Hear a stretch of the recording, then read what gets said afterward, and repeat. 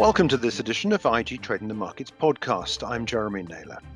In just a minute, we'll find out a little bit more about what's going on with the global economy in the context of some new ideas about the directions in which it could all go. We're talking here now about modern monetary theory, or MMT. What is it? Has it got a basis in what we're doing at the moment in the current capitalist economy? We're talking now to Professor Graeme Leach. He's chief economist and founder of Macronomics. And he joins us now for today's podcast. Graeme, it's good to talk to you. Thanks indeed for your time. I want to begin, first of all, with the very basic question. MMT, what is it? Well, modern monetary theory reminds me of the joke about the Holy Roman Empire, which wasn't really holy, wasn't really Roman, and wasn't really an empire. And in a sense, modern monetary theory isn't that modern, and it isn't really that monetary, because at the heart of it, and the central core thesis, is that the government doesn't face a budgetary constraint. Because it's an issuer of currency, you can print the money, basically. It's not like you or I or firms. We can't print the money to pay our bills, but the government can. And so at the heart of modern monetary theory is this idea that there isn't a budgetary constraint. I guess it's a sort of public debt, where is thy sting? Because suddenly it opens up the possibility that you don't need to think about debt and deficit, which is a huge story, especially at the times of COVID-19 and the explosion in debt and deficit we're experiencing now, which is one of the reasons it's got a bit of attention now. And also, it's part of an underlying progressive justification for a much larger state. It's trying to put an intellectual framework on the idea that you can have big government and there isn't a cost to that. To what degree do you think this is just a creation for a political reaction to the capitalist economic basis that, according to the left of politics, capitalism seems to have stalled? It seems to no longer be working. Do you think that MMT, I mean, you talk about the fact it's been around a long while, it's not modern, it's not monetarist, and it's not really a theory, but do you think there's any value in the argument that it is really just leftist politicians looking at some other way of dealing with society from an economic point of view? I think it is. I think every generation always faces this challenge where you get a new intellectual argument for a bigger state. And then what happens is it gets processed and assessed and challenged. And what we're seeing now, let's say, and what's made it more populist, for example, Stephanie Kelton's book, The Deficit Myth, it sets out very clearly and succinctly a number of arguments in favour of modern monetary theory. Now, some of them are already there. Milton Friedman's famous helicopter money of 50 years ago, there's an element of that in modern monetary theory. And of course, it's a further extension of quantitative easing. If we think about it, great crises induce great changes. And after the financial crisis, we had quantitative easing.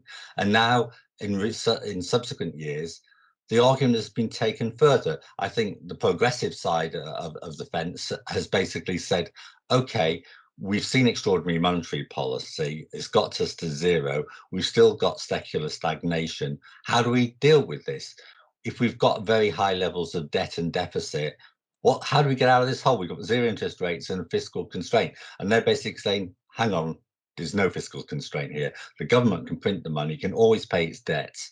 And as a consequence, we need to look at this in a very different way to historically. The argument against that, of course, is quite simply that yes, you can increase the money supply in to some extent, but you will ultimately, if you go down the modern monetary theory route, you will create inflation because you can't have too much money chasing too few goods. One of the questions I wanted to ask was, this is just an economic theory that would be impossible to implement. From what you're saying is that probably not just the financial crisis of 10, 11 years ago, but also this COVID crisis we've got at the moment, we are actually seeing governments implement some parts of MMT. Is that what you're saying?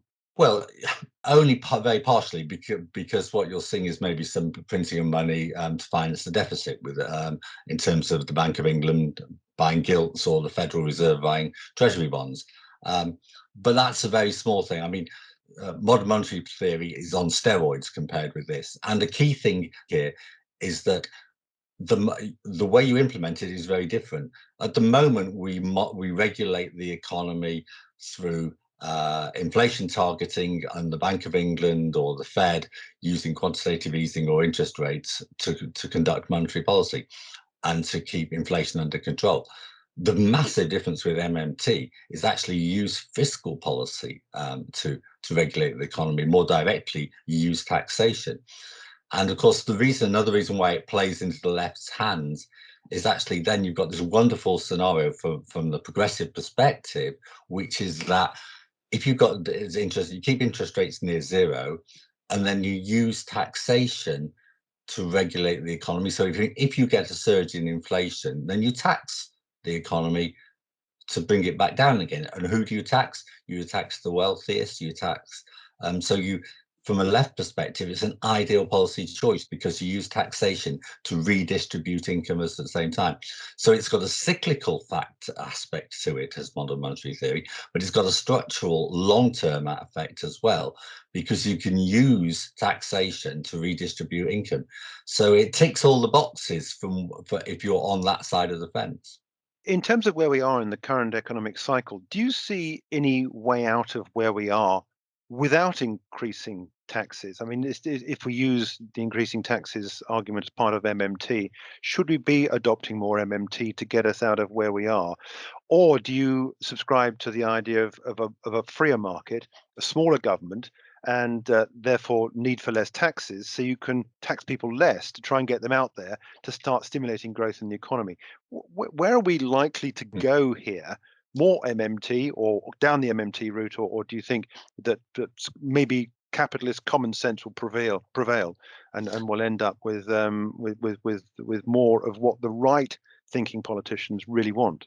Well, there is a sense in which actually both the right and the left could sign up to modern monetary theory if you did it in a particular way. So the right might sign up, highly unlikely, but it might sign up on the basis of the argument that you could just massively cut taxation to boost the incentives to work, save, and invest in the economy, and you could just print money to pay for that. And the argument would be there, you'd trigger a supply side surge, so you wouldn't have too much money chasing too few goods, so you wouldn't create the inflation problem. So the right might say modern monetary theory in that very limited extent could be implemented, and that would be something that maybe the Chancellor or Number 10 might be considering at the moment. I doubt it. The kites they're flying at the moment are quite the contrary, that they don't want to go down the post-financial crisis austerity route with public spending, and so they're going to go down the higher taxation route instead. So that is a sort of more conventional approach. But modern monetary theory, fundamentally at heart, it is an argument and a justification for increasing the size of the state. And then you see the core of the problem, because if you're funding that with just printing more money, and at the same time you're increasing the size of the state, so you're shrinking the potential economic pie, then you do end up with even more inflation. So this is the second round problem with modern monetary theory, is that you create supply side problems which accentuate the inflation problem. If you can keep your head when all about you are losing theirs, what possibilities might you see? If you can see it, the world is yours to trade and invest. See it, IG it. Okay, let's take a little bit of a sidetracker then, away from MMT specifically, and ask a little bit more about this inflation, because, and I'm sure you get this from students you come up against, the question about inflation. We were told 10 or 8 years ago when QE first started, hang on a minute, this is going to cause massive, rampant inflation.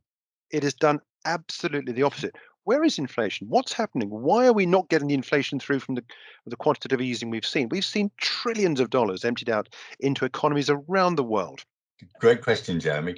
It's quite simple. If you look back at the great financial crisis, yes, we had the introduction of extraordinary monetary policy and quantitative easing, but that was by central banks. Commercial banks at the time were being told to rebuild their capital, and so actually they were shrinking the money supply.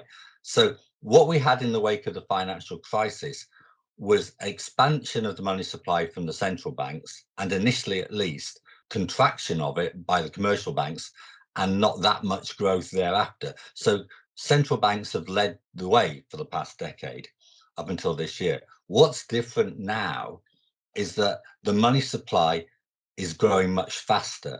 Over the period of the 2010s, UK money supply growth was very low. It's around 4 or 5%. That is, that you're not going to trigger a huge inflationary problem when you've got overall money supply growth of 4 or 5%. What we've got now is double-digit growth in the money supply in the UK and 20% growth in the States. US money supply growth is faster than at any time in peacetime history at present. And the reason is you're not only getting central bank quantitative easing, you're getting commercial banks told now to lend as well in the wake of COVID and to keep the economy from collapsing.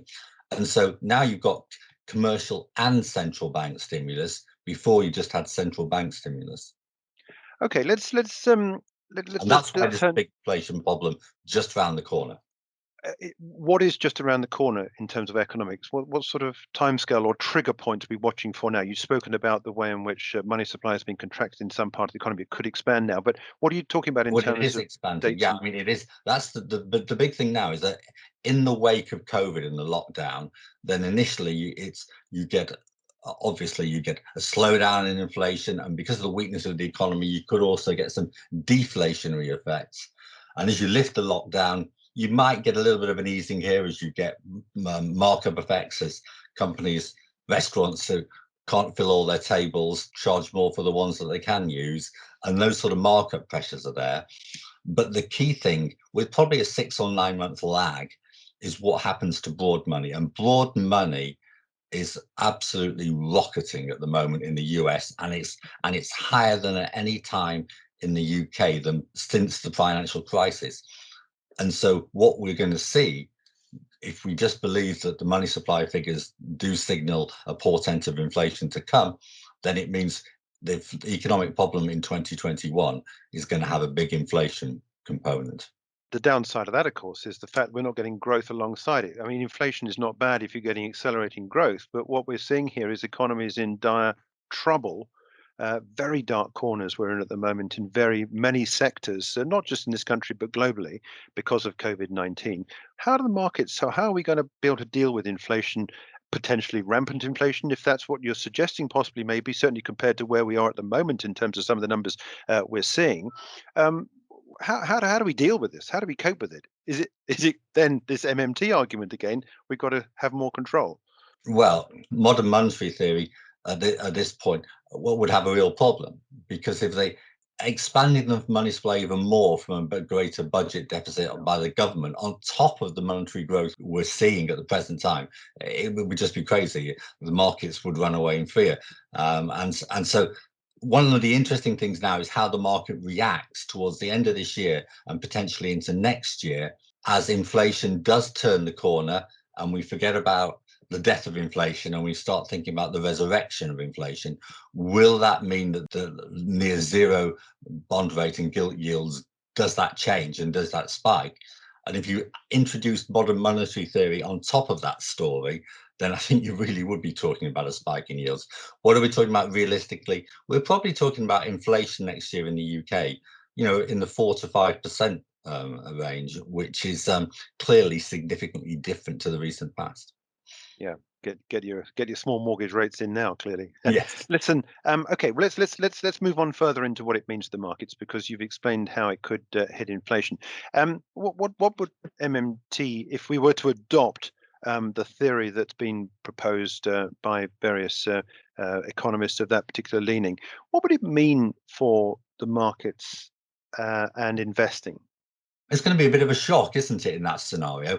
Because most economists, most market participants have been brought up on a diet of central bank inflation targeting and the use of monetary policy instruments, and also with central bank independence as well. If you had an MMT world, then basically everything shifts. You don't have that inflation target. Basically, your only target is really maintaining near zero unemployment rates, and you just massively boost spending until you reach that point. And so you're in a world where instead of using monetary policy, you're using fiscal policy. And it's almost a hark back to the 1970s. And remember then fiscal fine tuning, where if the economy is growing faster or slower, you increase taxes or you cut spending or you adjusted those. to get things back into line. Well, we haven't had that for an awful long time, but modern monetary theory brings it back. So it's not so much modern, it's going back to the future. And that would be a big shock for markets, that suddenly, because they're not going to believe it, because you can't fiscally fine tune. By the time you've got the data on the economy in place, and by the time you've passed fiscal legislation through Parliament, and by the time it's implemented, everything's been and gone. Whatever the story you were dealing with in the past, it's a new one now. And so fiscal fine tuning and modern monetary theory as the central element of that, I think it would seriously spook markets. Would it see markets collapse? Would we see benchmarks around the world suffer? I'm talking here about a global adoption of MMT. Of course, the general sort of theory of this idea. Would it depress share prices, or would the inflation aspect of it encourage markets somehow? Can't think how that would work, but I have to ask the question: is it good or bad for equities, for example? Yeah, well, I mean, depends where you're starting. If you're starting from a position now and if you went towards this, then it would, if you tomorrow just introduced modern monetary theory on the back of current equity market valuations, that was clearly be something that would be of some concern, to put it mildly. Yeah. But let's just hypothesize about a scenario in 6 months' time where there's been a second or third wave to the lockdown. The economy is in free fall. People are thinking that instead of a U-shaped bounce back or a Nike swoosh or whatever it might be, actually we're looking at something which looks more like an L-shaped recovery. And a bit like in the 1930s, it would take nearly a decade, let's say, to recover the lost output. In those circumstances, I can see a scenario where, well, firstly, the markets will have already come back significantly. But secondly, a bit of inflation in the system might actually encourage the markets as well. So I think it might be good for equities. That the crunch thing here, though, is, and it's the difference between modern monetary theory and what's gone before, let's say in terms of helicopter money, is the sheer scale of activity. And if you were to really try and push unemployment down to near zero using monetary theory and using the money supply as the key instrument there in terms of not providing any budgetary constraint on the government, then that is a situation where I think the markets would be perturbed in because you're looking then at a scenario where the order of magnitude in terms of monetary stimulus is vastly greater than even under quantitative easing. Yeah. So locally, if MMT was applied to one particular economy, what would happen to that economy's currency? Good question. Well, I think markets, if they were seriously forward-looking on this, and I think there would be, they would see the potential inflation problems in the future, which be a portent of obviously higher interest rates. So that may favour the currency possibly. But I think the more underlying response of markets would be that it's going to actually undermine the competitiveness of the economy, and that's going to, in the long term, actually divert investment away from it as well, because I think they will see that higher inflation, supply side constraints, the policy is not working. So instead of reversing policy, the government implements even more of the magic money tree with modern monetary theory, and as a consequence, it all ends in tears. So I think you would have clear turnaround in foreign direct investment, and you would have a drain of confidence. And at the same time, if you're pumping up your money supply, then you're probably going to drive down the value of your currency as well for that reason. And so those three factors, FDI, confidence, money supply, and its impact on the currency, I think it would put sterling as a one-way bet there. Interesting, because of course what this all means is then that I would suggest that if it's implemented in one economy and not the rest of the world, it would put that economy at a serious disadvantage. MMT, is the theory the idea that the entire globe adopts this at the same time? Because clearly you wouldn't want to adopt it and then find out that it puts you at a massive, great big disadvantage competitively globally. Yeah, and there's a zealotry in the advocates of modern monetary theory that this is the holy grail. This is what we've been waiting for, and the conventional economists out there, even on the centre and left of centre, who critique modern monetary theory. Let's not pretend here it's a sort of Democrat versus Republican or Labour versus Conservative. dimension here. It is quite simply something which is on the left and the serious hard left as well.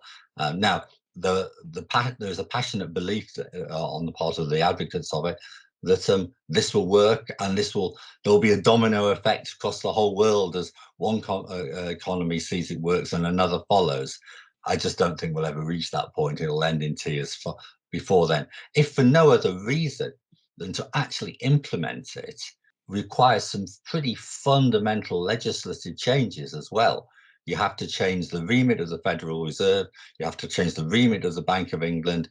You would have to change the remit of the European Central Bank as well. And how do you do it? How do you do it in Europe? I mean, you can't actually do it. If you're a sovereign nation within the Eurozone, you can't implement modern monetary theory because you don't have the power of issuance of the currency, which is just another hiccup along the way for implementation. So I think this doesn't go anywhere, but it is one of those arguments that really is quite passionate and evokes some strong emotions on either side of the fence. Are there any serious economic cheerleaders for MMT? I mean, we talk a lot about still the influences of people like John Maynard Keynes, Milton Friedman. Are there any big cheerleaders for MMT, or is it really just sort of small-time economists suggesting it might work? I think that's true. One of the striking characteristics, actually, is that where you'd expect along the political economic spectrum there to be some support, there isn't. For example, Larry Summers in the States, Paul Krugman in the States, big hitters on the centre left side of the argument, and they're pummeling the whole idea. And it's very interesting because there is this threefold potential gain for those on the left.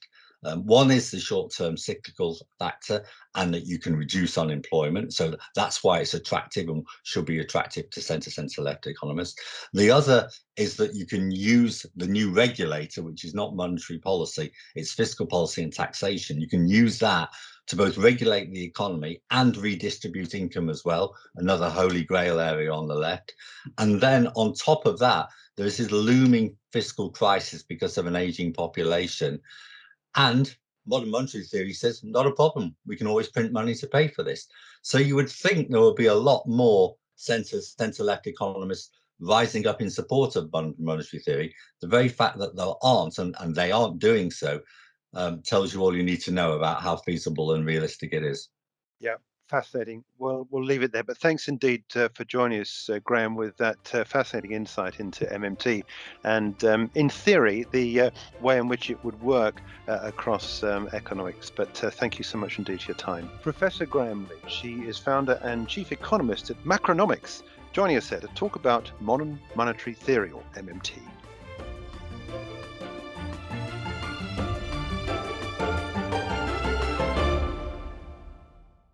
For more videos from us here at IGTV, join us on Twitter at IGTV and subscribe to our YouTube channel.